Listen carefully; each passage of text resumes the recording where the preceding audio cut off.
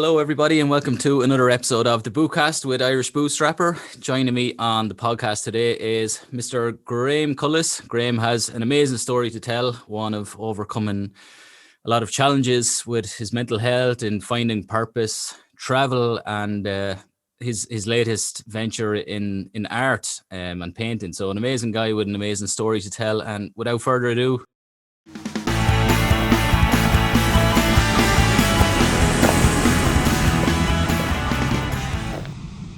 hello, I am Graham Andrew Cullis, and I'm going by Graham Cullis Art right now. I can't believe I'm actually saying that. That's still so bizarre to me to think that I've actually got a platform where I'm creating art as an artist. Like, I've still got a bit of imposter syndrome about this because I only started in May. So yeah, it hasn't been long. But yeah, that's who I am. I know I've been described as a philanthropist. I'm a nomad. I kind of, I follow the wind to lay my cap, and that's the kind of way I live my life. That's me. That's Graham. Brilliant. Well, thanks for coming on the show. I'm just looking in the background, some of your art. So you started in May. Like, did you literally just kind of start drawing and painting in May, or did you always? Yeah.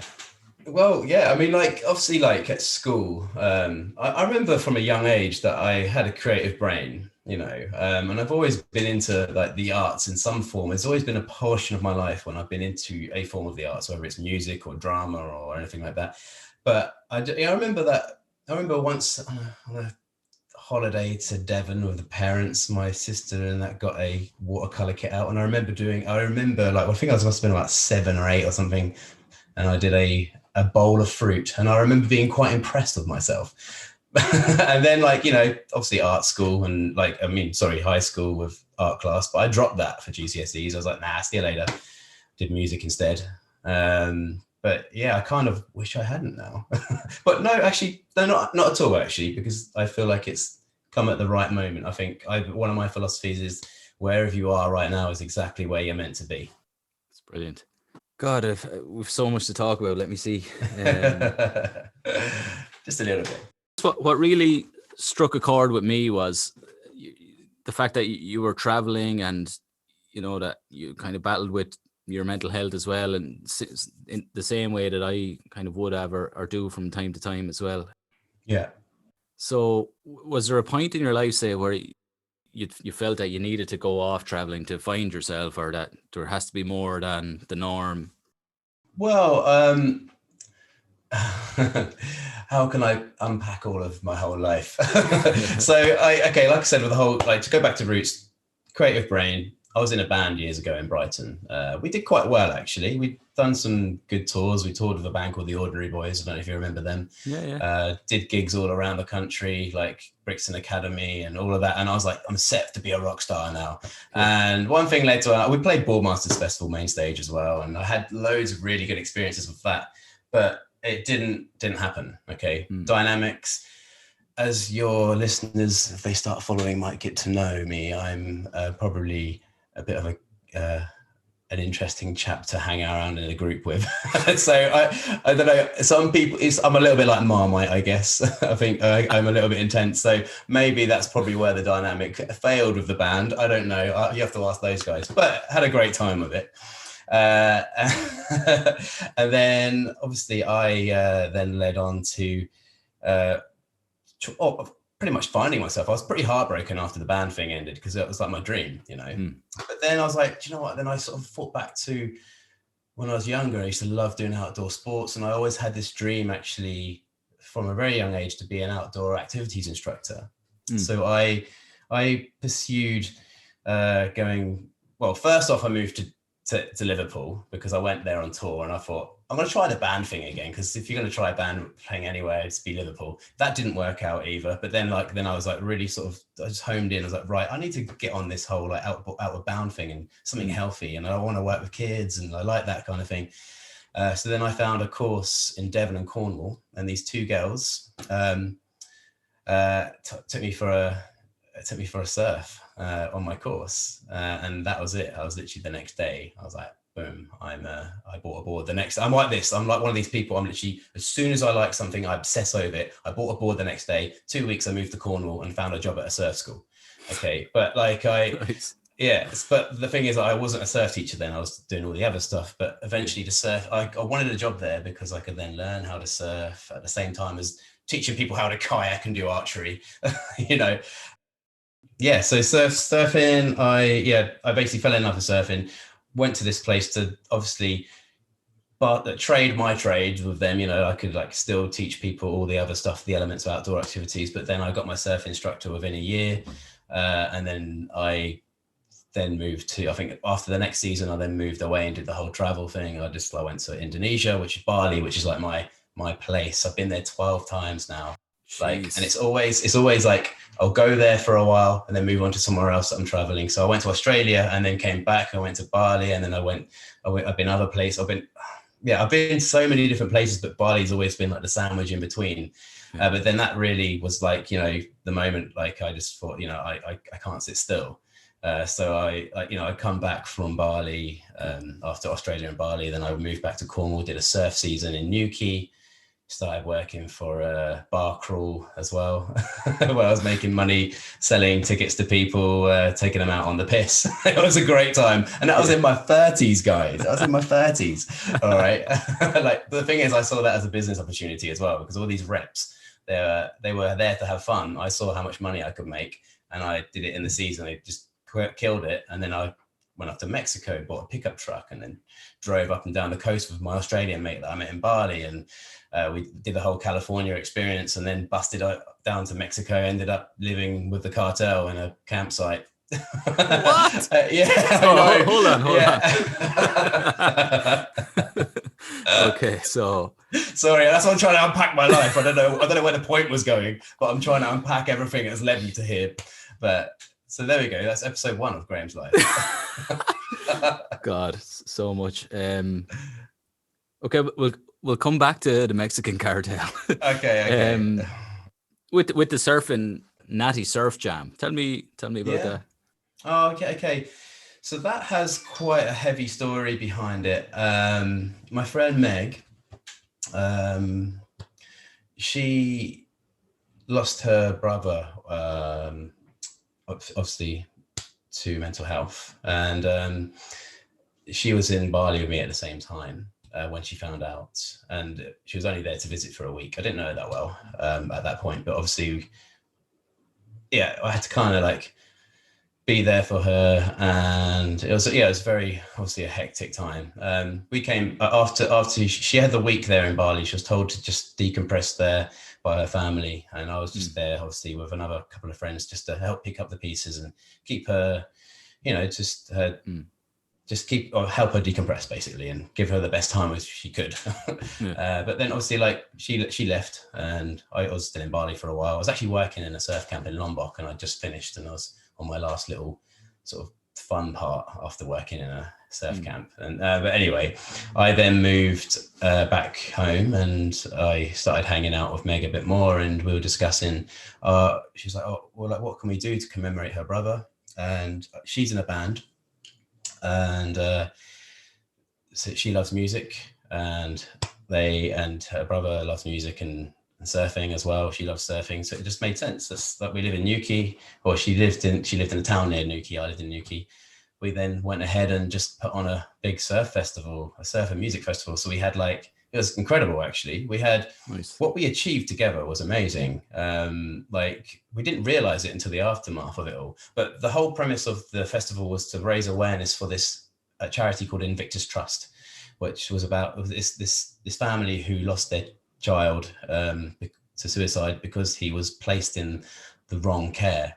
Now he was in like an adult facility where it should be catered for 16-year-olds or whatever, 18-year-olds. And there's nothing like that. There was nothing like that at that point in Cornwall. And they've been campaigning to counsellors and for years to get that in place. And so we came on board to help raise awareness for that. And actually, the day of the festival, they got the answer that there was going to be a kids facility was put in. Jeez, but amazing. Yeah.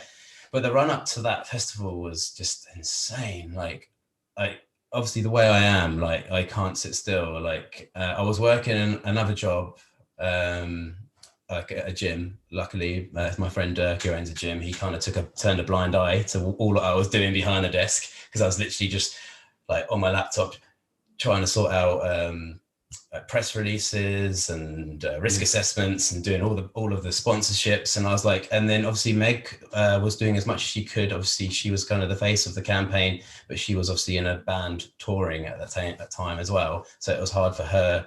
And of course obviously she was going through her mourning at the same time. But what we did was incredible. We put on a surf event. I went and got the permissions from Fistral Beach, and we got the rights to use the beach. It's quite hard to get that as well, for that portion of the year that we wanted. And then we put on a big huge longboarding festival, so more like longboarding style. I don't know if you guys at home don't understand what longboarding or difference between surfing is. You got longboarding and shortboarding. I'm a longboarder. It's all about dancing on your board, getting to the end, that kind of thing. But yeah, we had that going on. We had lots of really good top athletes as well into that competition. I entered as well, but I only had like 1 hour's sleep the night before, so I don't think I did very well.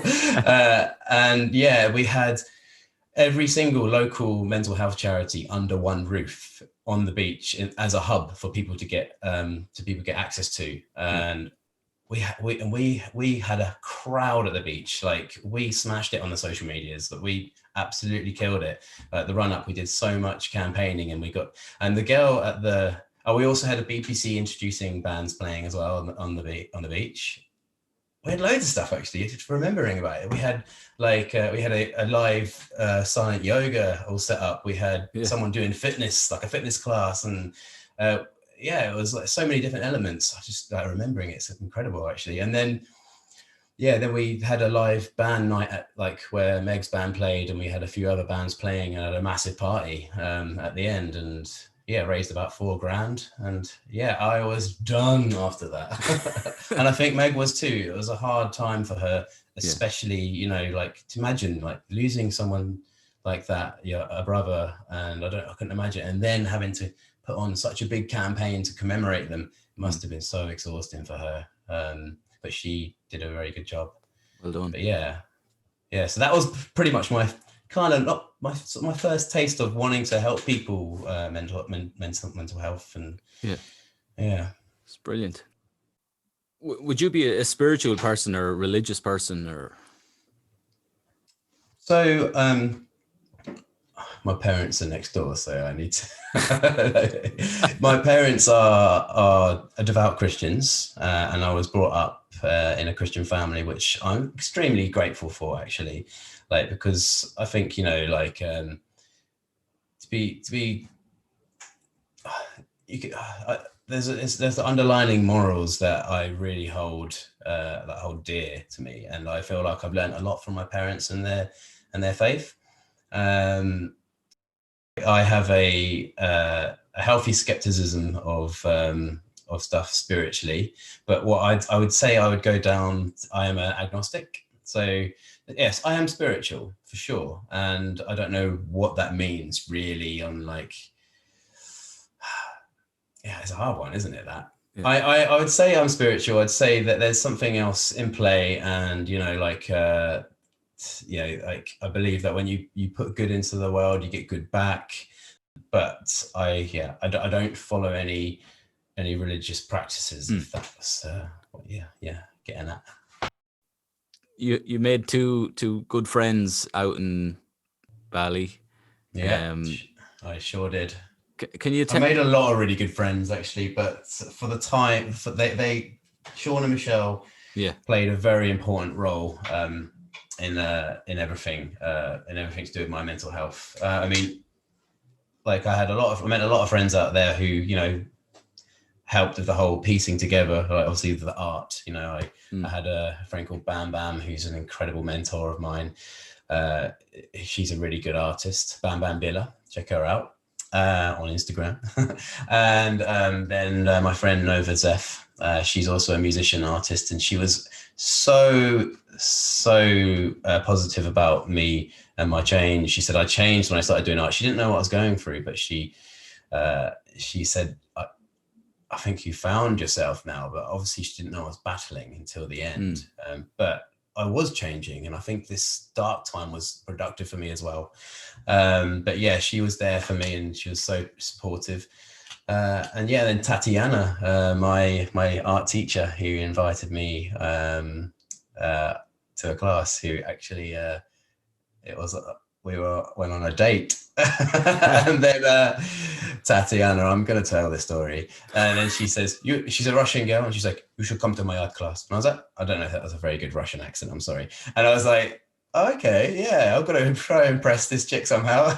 And then I ended up being too good at art, and I totally friend zoned myself. But it's okay. I went to the next class, and I was like, yeah. And my friend Nova Zeph, she was living with Tatiana because she introduced us. Yeah. But then she came later on after I was finishing my first painting. It was a waterfall, and she sort of went behind me and was like, I started bursting out laughing. She's like, "What? No way!" Like I was like, "What?" And then she was like, yeah, "That's incredible!" Like everyone was like, kind of like, "That's actually pretty good, Graham. Have you been painting before?" I'm like, "No, I just maybe in school." And then but then I was hooked. You know, immediately got all of the gear, no idea, and then just started painting every day. And obviously, like shortly after that, there was lots of different factors. There's things that I won't talk about, but there was some of the things that were making me go that way as well was the loss of autonomy, because I had this perfect life out there. So I thought, like, I got a new job where I could be remote. The only drawback with the remote job was I had to work UK time. So I was working pretty much a bar job every night, like hours wise, sales, which is high pressure as well. And there was no autonomy. So when I did meet people like Tatiana or anyone else like that, I couldn't go down for a sunset or for evening drinks or a meal with anyone. I was literally like, I could surf, have a siesta, then work. It's great because that's what I signed up for. And then I had weekends off in Bali, and it was great fun. But like throughout the whole, when COVID hit as well, we were losing clients left, right, and center with my job, and it was really high stress. There was not much communication with me and my business partners back home, and I just started to get more and more recluse. But the paint I was just painting every day. I stopped surfing. But I'd met Michelle and Sean like as well, roughly around the same time, and I went to Medewi, and they were there the whole time. Just like I was living with them in this small villa, just them two and me. Yeah.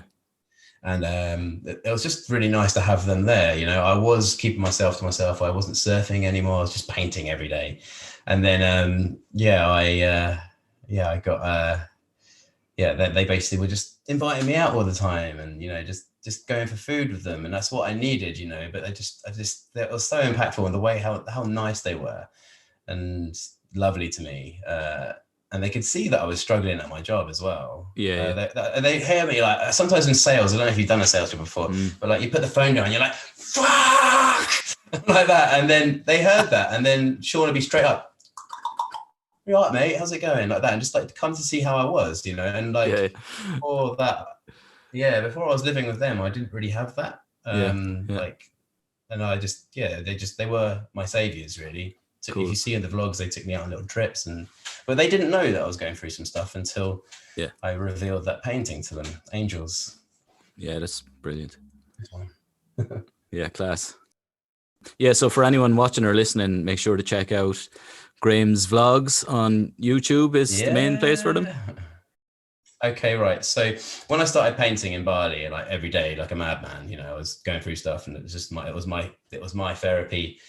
But people started noticing because I was posting it on Instagram, and then my friends were like, "Oh, can you paint me a picture?" And then of course, like imposter syndrome creeps in. I'm like, "Oh, I can't charge you for it. I'm going to be painting anyway. I'm going to be painting anyway. So how about like you just sling me a bit of money towards materials? I might even put some money towards charity."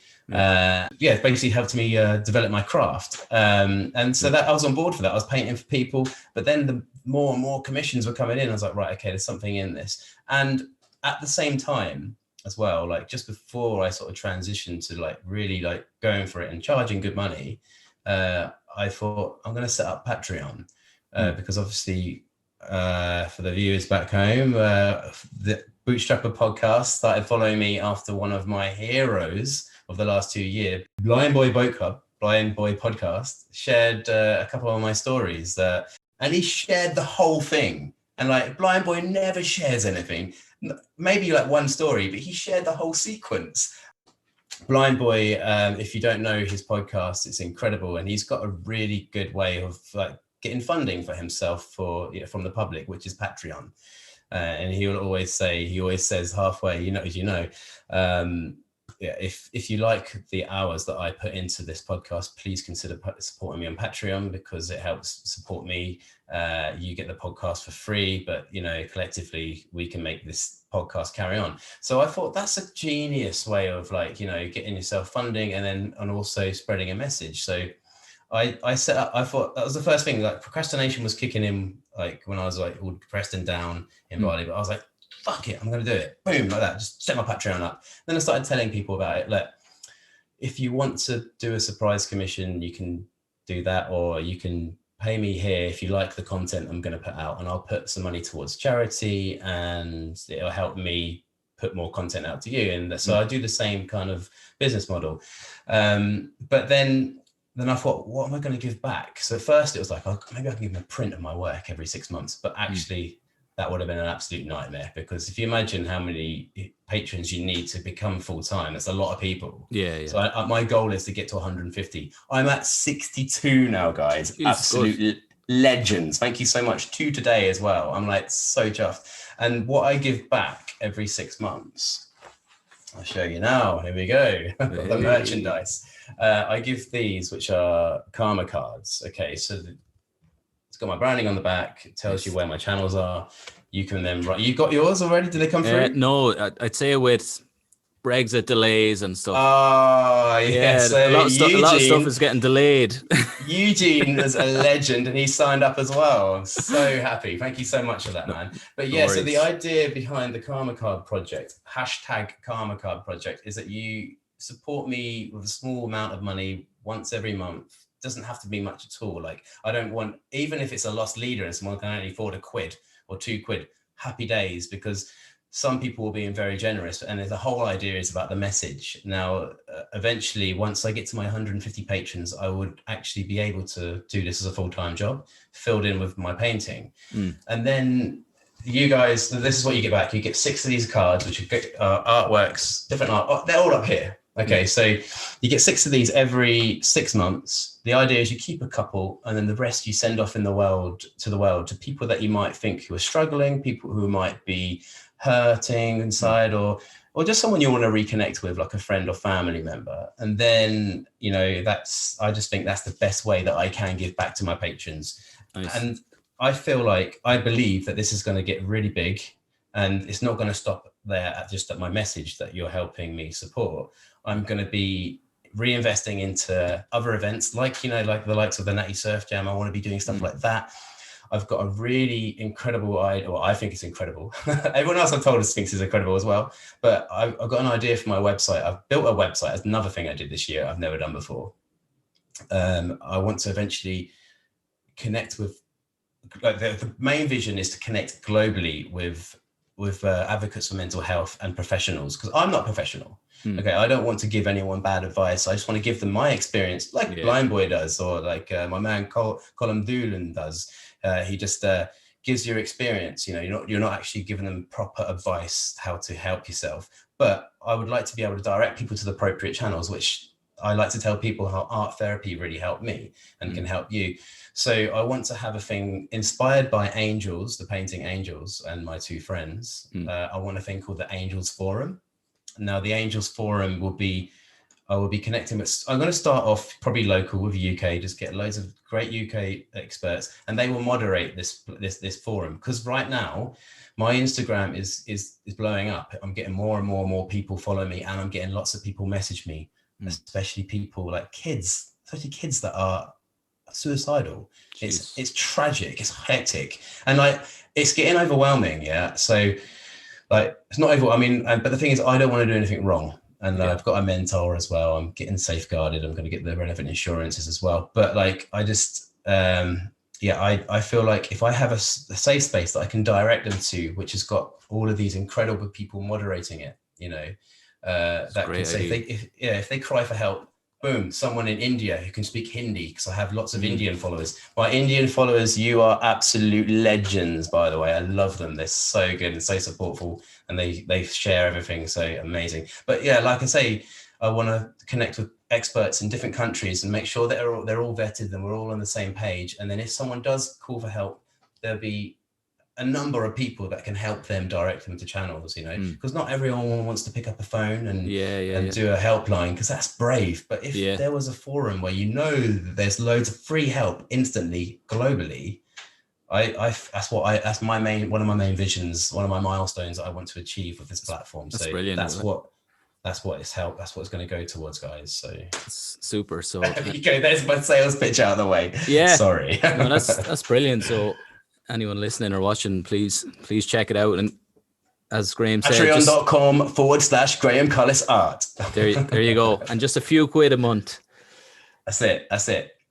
Getting back to travel, what would be your favorite travel tale to tell? Favorite travel tale. Okay. So busting through to Tijuana from California with my pal David. We weren't very prepared for Mexico at all. We're just two young bucks that like surfing and just a little bit stupid. So we've been like living in gutters the whole time in California, like in the Orange County, like living like right next to all of these nice Hollywood style houses and pissing in their gutter and then going surfing and and then in a pickup truck, and he'd just been with his girlfriend for the last 9 months, and every now and then he would spoon me when he's sleeping. That's how close it was. But yeah, one day we were like, right, we're fed up with California now. We're so fat as well because we've been living in like McDonald's driveways just so we could have internet. And then one of us would crack, we'd be like, Big Mac. But yeah, so we're like, right, okay, let's do this. We just saw the Mexican border. Boom, let's go. Then realized that we didn't actually get any papers when we went through. We went straight through. We're like, oh no, so that means you need papers if you want to cross the Gulf when you get down Tijuana. So we had to then drive all the way back to the American border, waited 3 hours in line to go back, and then go back and get our papers. It sucked. But yeah, but that's just a little build up. So then obviously we were driving down Tijuana, which is quite a sketchy road anyway. I think it's called Highway 5, the number 5. Goes straight down the middle. If you guys don't know Tijuana, not Tijuana, what's it called? Baja. So we've gone past Tijuana, we're going down Baja. That was our surf trip. We wanted to go down the Baja Peninsula, which is that little bit that sticks out from California. When you cross the border, there's that little like strip of land next to Mexico, and you can drive all the way down it.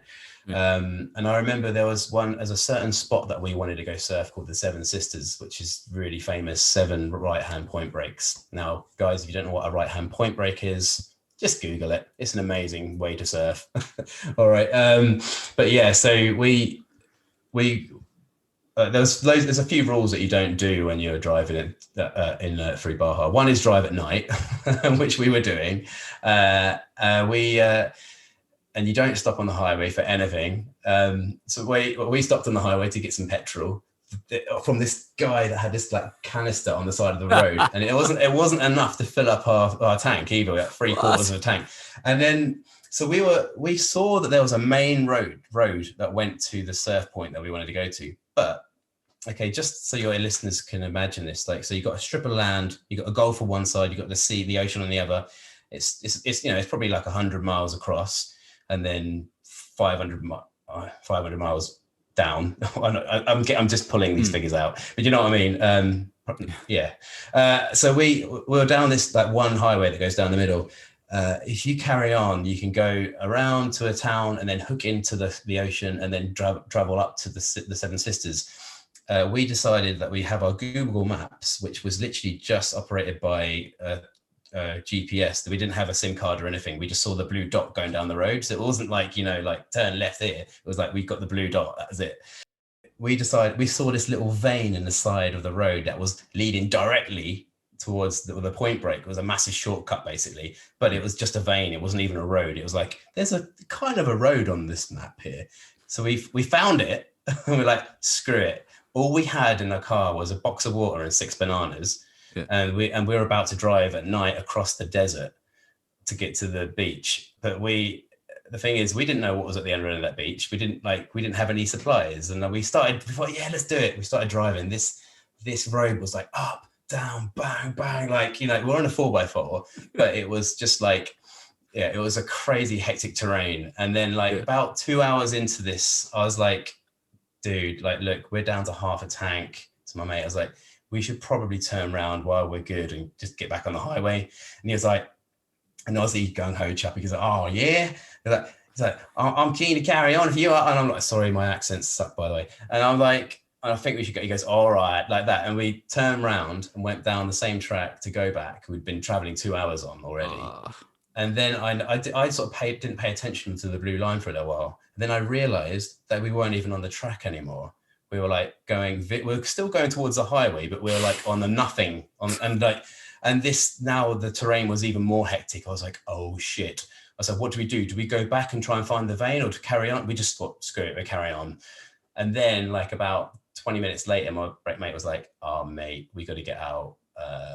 You've got to check the tire. I'm like, what? Like that. Okay, so sure enough, we get out. Tire is shredded to pieces. The front right tire is burst. There's cactus needles in all different, like all of the tires. Like and the tire was like wrapped and like molded around. It was like fully gone.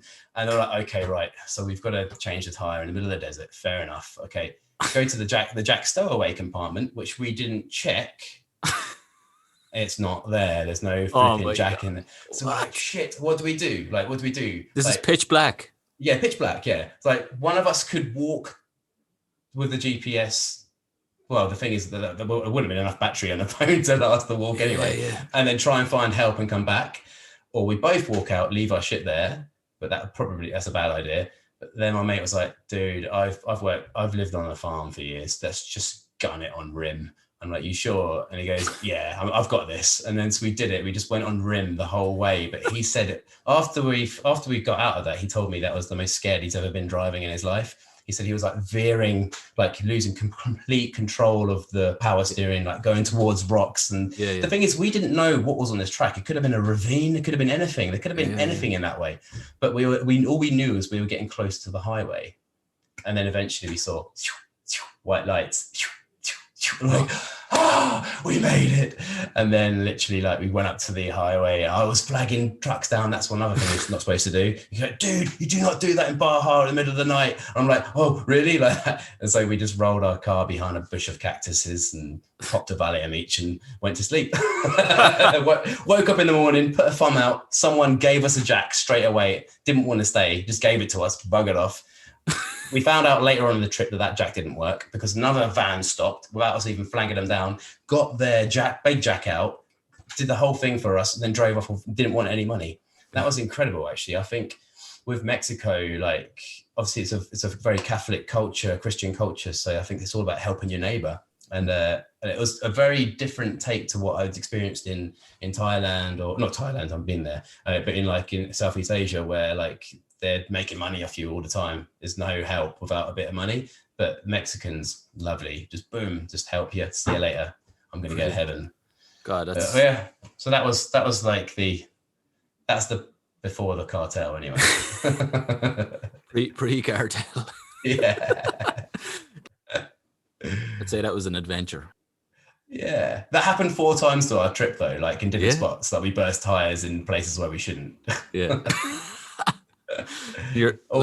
This is literally in the middle of proper deserts. Like literally as if you're just going by GPS. Well, if you imagine like a Warner Brothers cartoon and you're a Roadrunner, like it literally was like that. You know, like there's nothing else. That's an amazing story. But we made it. We made it to the surf break. We went to the highway. We went and filled up, and we still didn't get enough supplies. But when we did get to the place, luckily there was like a load of Americans there in a big RV with their shit together, and they were about to leave, and they high-fived us in with all of their barbecue stuff. They gave us an apple bong with a load of weed in it. So we were like, yes, thanks, like that, high-fived us in. Yeah. Class. But, yeah. Mexico's wild. It's a great place to travel. How long did you stay in Mexico for?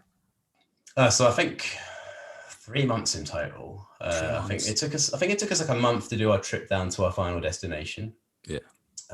So we obviously got to the end of Baja, hopped across on the ferry, and then traveled down the mainland on the Pacific coast, and then ended up in our holy grail spot where we were looking for, which is, my friend's been there before, which is La Saladita. I can't believe I'm saying this in a podcast. I don't want it to get overrun and crowded now with all your followers finding this amazing spot.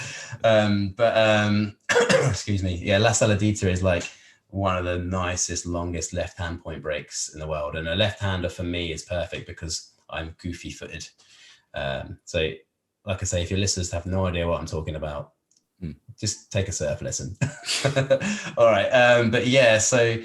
But that's where he'd already lived at the cartel there. There's this guy called Rogelio. He owned the cartel generally own a lot of like tourism places now, because that's their thing, that's their bag. They have like places to stay. They want tourists to feel comfortable. Okay, that's the whole misconception with the cartel out there. Of course, they do horrible, evil things, like, you know, like stuff, but it's between families, you know, and it's nothing to do with us. But I know that there's a lot of stuff that goes down, and some tourists get in the mix of it, and they hold people. I'm not condoning them at all, okay, because it's like a lot of shit that I just don't agree with. But if you are staying with the cartel, you know that you're not going to get your laptop stolen, because like they had a campsite right on the beach. We were living on hammocks under palapas for 2 months with dogs running around us. So we sold our car to a taxi driver, and then just lived on hammocks. And literally like just waking up, there was a lagoon in front of us that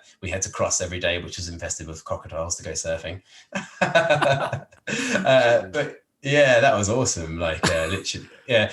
I remember that was quite funny, because we had to cross the lagoon as well to go and hang out and party with some of our mates that we made friends with. Yeah. So we'd go out there at night, you know, would walk across. You could either walk across the lagoon, which is like knee deep, or you could jump with your surfboard across the neck of the river where they're most likely to be hanging out.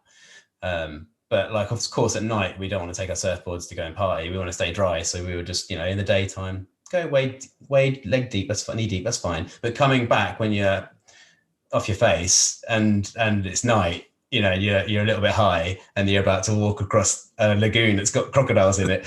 It's not as fun. But then I remember my friend was walking in front of me, and I literally went behind him really slowly, got my fingers, like all my nails out, and just went under the water and grabbed his calf muscle. He screamed like a little girl. He didn't forgive me for a little while. But, yeah, I was so funny. And when you were away, like for 3 months, were you working there or? No. Well, I had just made coin from working the bar crawl for the summer, just basically selling, like ripping and selling tickets. Yeah, I was on the best money of my life when I was working, selling tickets to people to take them out drinking and partying. Do you know what? It's a lot of people, like, because I was like in my 30s then, like I'm still in my 30s, just about. But yeah, I was early 30s then, or late 20s, like maybe 29, crossing. But I was doing that job, and like I'd be obviously selling tickets to like groups of like stag do's and hen do's. Yeah. And then some of the stag do's would be like quite well to do. They're all like lawyers and doctors, and you know, like I'd have to get my sales game in and like do all the analytics and tell them why this night is going to be good and worth it, and you know, but then they would talk to me and find out how old I was, and they're like, oh, when are you going to get a real job? And then I'd tell them how much I'm earning, and you just see their faces go, what have I been doing all my life? What have I been doing all my life? And I'm like, yeah, and I'm about to go off traveling now for the foreseeable. Like, I'm not down for like a set stone in like a job for life. I mean, I'm fine. I know people will love it and people really want that. But for me, I just couldn't do it, you know. And yeah. So this path that I've carved for myself. So super. coming back to mental health then, just before we kind of wrap up, not to give advice as such, but like if there was any kind of tips or any words of wisdom from your own experiences that people might benefit from, or that might help somebody who is in the same boat. 100% start listening to the Blind Boy podcast. 100%, because he is an incredible inspiration and he knows his stuff, and you'll get a lot out of that over the last 2 years. Like, that's helped me no end. So Blind Boy, if you're listening to this, you are a flipping legend. But yeah, that's something I actually always like. I've got a few of his podcasts that are my favorites, like the CBT ones. I'll send them to people when they want to, figure things out. And yeah, like just something I heard, it comes down like to procrastination as well, because I think sometimes when you're in a rut, you are procrastinating, and it might be something that you want to do to help yourself, but you're just not doing it. And something I heard yesterday from Colin Doolan on his podcast, he said he goes sea swimming, which is another thing. Do sea swimming, that's amazing. But be careful though when you go sea swimming. All right, just the disclaimer. He said he met someone. I think he was talking to someone in the sea about that. He wanted to do something. He wanted to start a podcast. I think that was one of the conversations. And then this old guy, I'm not sure if he's old, but he said, one day or day one. And that's amazing. I love that. Jeez. I love that so much. I'm going to take that like to the grave. One day or day one. And like, he always chucks out these little gems. Like, it's brilliant. But yeah, so basically make this day one. Okay. That's what I could say to people. Make this day one of changing your life. Even if it's just something, even if it's just a piece of the puzzle, once you've done that one piece of the puzzle, that's done, and then it's on to the next. Like for me, it was like, I was like, what am I going to do like for making this platform work? And I was like, all right, I've got to set my Patreon up. Did it. Then I was like, I've got to do my website. Procrastinated for that for a while. Did it. But yeah, it's I think once you start doing and stop saying, that's when change can really happen. And I know mental health is that one of the main things is just find your angels as well. Whether it is that it's a new hobby like painting, or if there's someone that you can talk to, you don't have to tell them your problems. Just make sure that you're with someone. Make sure you have, because I believe as well that to be recluse as well can really help people as well. To have a bit of time by yourself and a bit of time out is great. It's all healthy. But I would suggest just make sure that you've got someone there on the other side, just to to reach out to. I think that's quite important. Super. Favorite book? Yeah. Oh, yeah, you did ask this, didn't you? Chris Voss, Never Split the Difference. Oh yeah, he's the ex-CIA guy. Yeah, that's right. Yeah, it's amazing. Well, in my trade, I'm a salesperson, and obviously, like you can tell from all the kind of jobs I've had, like from the bar crawl, and now I work for another company, and we sell advertising. But like, I'm always interested. I'm always interested in like sort of psychology and like, or just the way your mind works, and the thing is though, like it was actually quite insightful for the whole mental health aspect as well, because there's a section in this book where Chris, he wanted to become, he was a young buck in the FBI, and he wanted to be a negotiator. So he went to his head to ask him if he could go on the course, and she's like, why would I put you on the course? Have you got any psychology training? Have you got this? Have you got that? And he was like, no. But he persisted, and then he was like, what can I do to make you go? So I tell you what, if you go and volunteer for a suicide helpline for 3 months, come back and then we'll talk.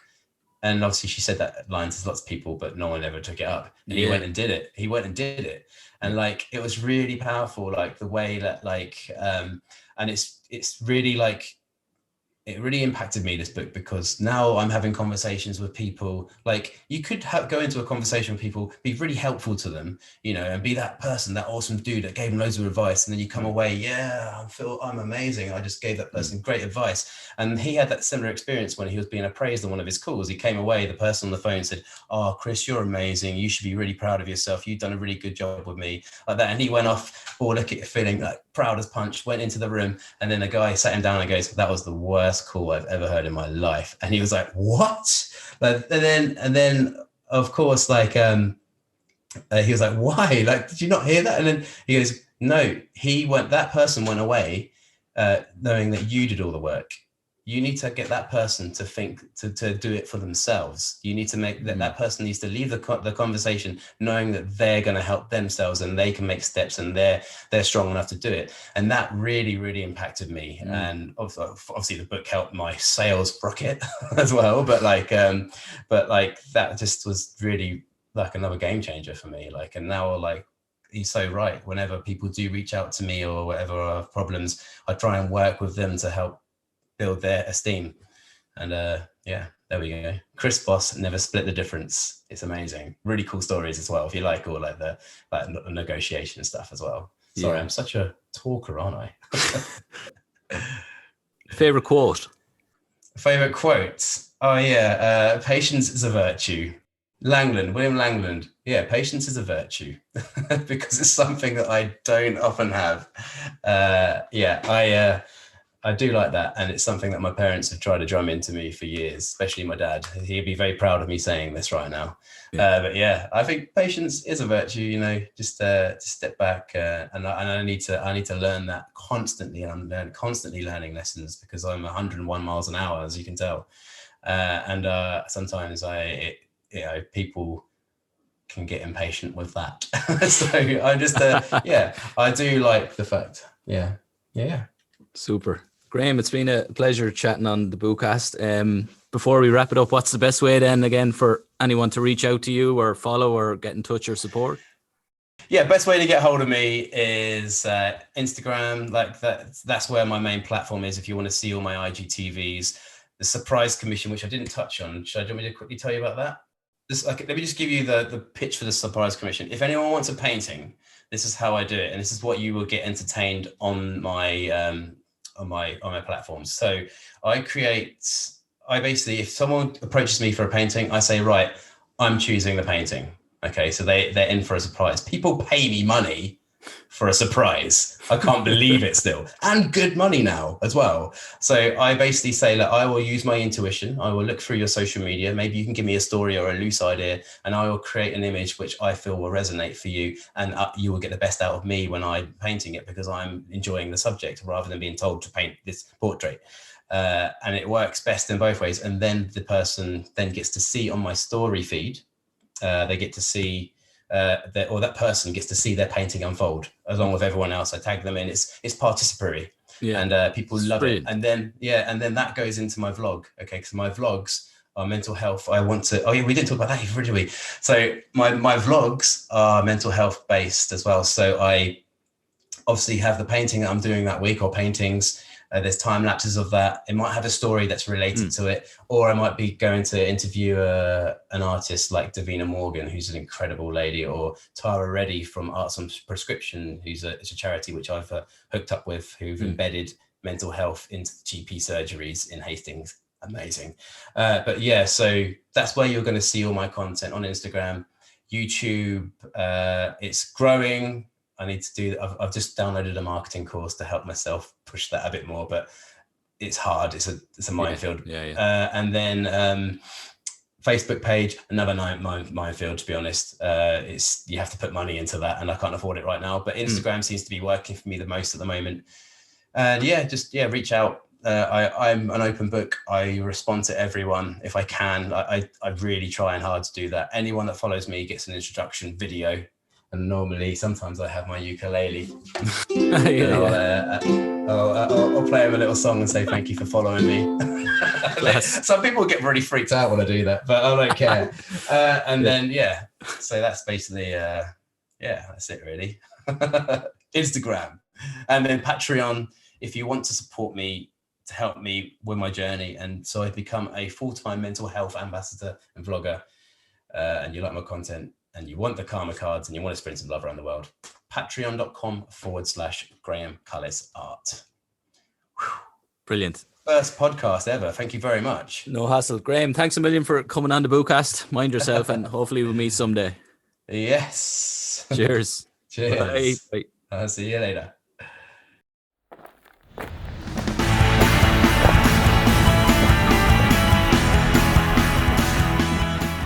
As always, folks, I would really appreciate any likes, comments, shares, and in particular ratings or reviews that you can leave for the Bootcast, wherever you do listen to the pod, whether it's Spotify, Apple Podcasts, YouTube, irishbootstrapper.com, or one of the other podcast places. Share it with your family and friends. Once again, thanks a million for following the show up to now. We're into the 4th series, some great, amazing guests from all over the world on the Bootcast, so absolutely delighted that people are listening and watching and tuning in each week to the show. And remember, become the journey.